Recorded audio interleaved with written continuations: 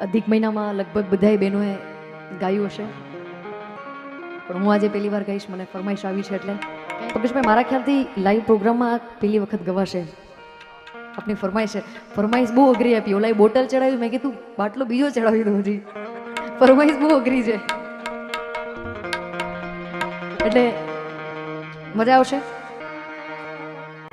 આંબોડું જાંબોડું કેરીને કોટીંબડું રાય દામોદર નોતરા વાડી રાજા રામની વચમાં બેઠા ગોરમાં ફરતી બેઠી ગોપીઓ. રાજા પૂછે મંદિરમાં ને રાણી પૂછે રાજમાં. હું પૂજું મરકાજમાં ને વાણીઓ પૂજે હાટમાં.